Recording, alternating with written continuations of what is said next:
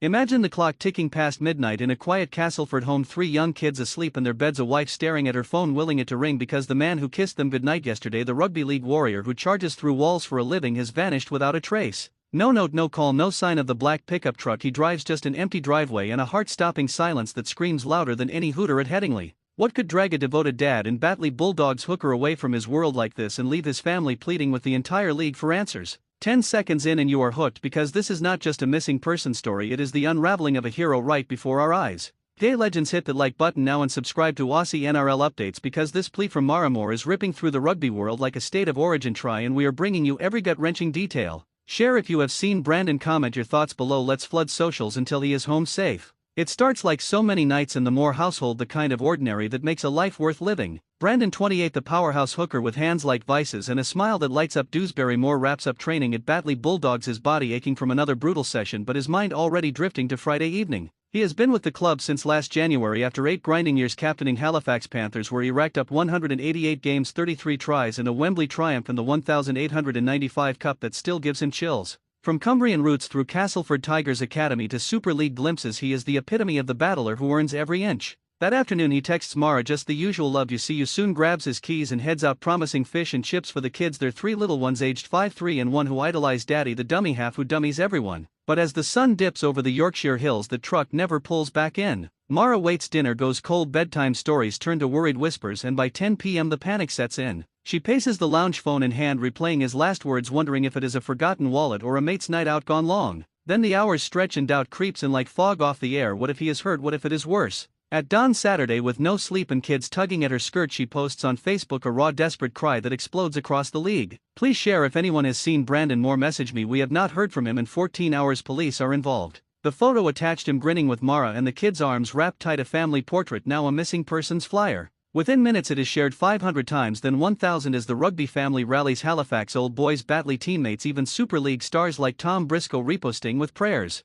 Mara types through tears, explaining she cannot search herself, the kids need her, but every second without him feels like drowning. Police scour Castleford lanes, check hospitals, scan CCTV, but nothing. Whispers start. Is it injury, pressure from the game, or something deeper? A man carrying the weight of providing for 4 on a championship wage while dreaming of one more Super League crack. The cliffhanger hangs heavy. What drove Brandon into the night, and will the league find him before it is too late? But wait for the twist that stops Yorkshire cold. As Mara's post hits 2,100 shares and climbs toward viral oblivion, a tip comes in from an unlikely corner. A pub regular in nearby Pontefract spots a familiar face nursing a pint alone, eyes distant like he is miles away even sitting there. Word spreads fast through the rugby grapevine, texts ping between coaches and coppers, and suddenly a small posse forms. His dad Paul, lifelong Halifax fan, and 2 old Halifax mates who drop everything. They pile into a car racing through Saturday traffic, hearts pounding, because this is not just a search, it is a brotherhood pulling one of their own from the brink. Meanwhile at Batley, the Bulldogs are mid-match against Toulouse Olympique, the French powerhouse, in a crucial championship clash. Brandon named on the bench but nowhere to be seen. The crowd murmurs, the coach paces, and every tackle feels heavier with the unspoken fear.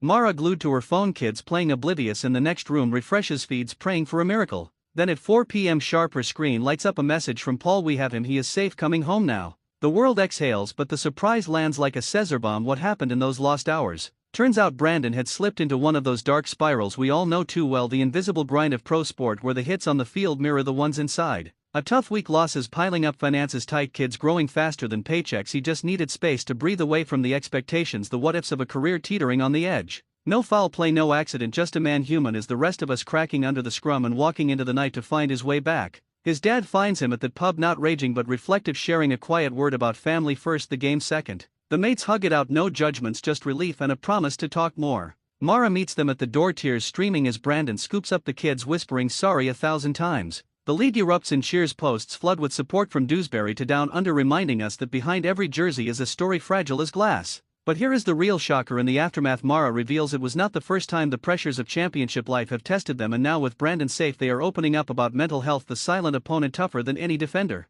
He misses the Toulouse game, sits on the couch with ice on his ego, vowing to return stronger, but the question lingers, will this wake-up call change the game for him or fade like a bad dream? So as the dust settles on this nightmare, what does it mean for Brandon Moore, the hooker who hooked us all with his humanity? He laces up Monday, back at training lighter, somehow the Bulldogs' brotherhood tighter than ever, and Mara by his side, fiercer in her love. The plea that circled the globe, now a testament to the rugby league's unbreakable spirit, where a wife's words can move mountains and a dad's hunch can save a soul. But the final cliffhanger whispers through the clubhouses: what if this is the spark that propels Batley to playoffs or Brandon to that elusive Super League return? One thing is certain in this brutal beautiful sport: vulnerability is the ultimate try-scorer, turning a missing man into a legend reborn. Legends, that is the heart and hustle of rugby league, raw and real. Smash subscribe to Aussie NRL updates, hit the bell for more stories that hit harder than a Reynolds grubber, and drop a like if Brandon's safe return fired you up. We are your home for every tackle, every tale. See you next time. Stay strong. Here is the deeper cut nobody saw coming even after Brandon walked back through his front door, arms full of kids and apologies heavier than any tackle bag. Late Sunday night, when the phones finally stopped buzzing, Mara sat down with close family and let the full truth spill like a dropped ball in the red zone. It was not just one bad week, it was years of grinding in the championship shadows while watching mates from his junior days cash Super League checks and live the dream he once tasted at Castleford.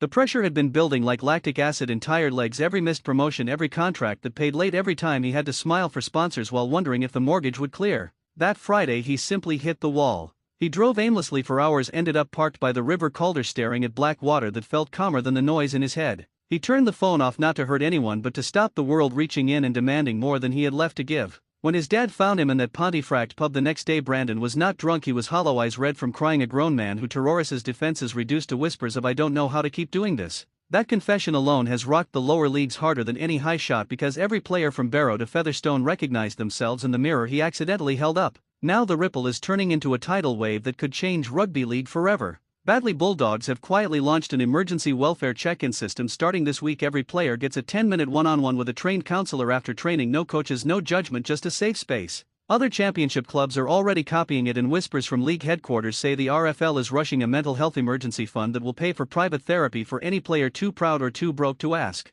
Brandon and Mara have agreed to front the campaign. No fee, no filter, just two people who stared into the abyss and pulled each other back. He is back running with the squad this morning, lighter on his feet, laughing louder because the weight he carried alone is now shared by an entire sport. The comeback game is circled in red. Batley versus Halifax, his old stomping ground where 188 games of blood and thunder will meet again, but this time with a new scoreboard in his head: family first, legacy second. If he spears the dummy half pass for a match-winning try under the Mount Pleasant lights, the roar will not just be for 4 points, it will be rugby league, telling every battler watching from the terraces or their couch you are not alone, and disappearing is never the only option. Legends, this is why we love this game. It breaks us, then builds us stronger. Aussie NRL updates will keep you locked on every step of Brandon's redemption and the mental health wave sweeping the sport. Smash that subscribe button, turn on notifications, and let's show the Moors the entire rugby league world has their back. Until next time, stay safe, stay loud, and look after your mates.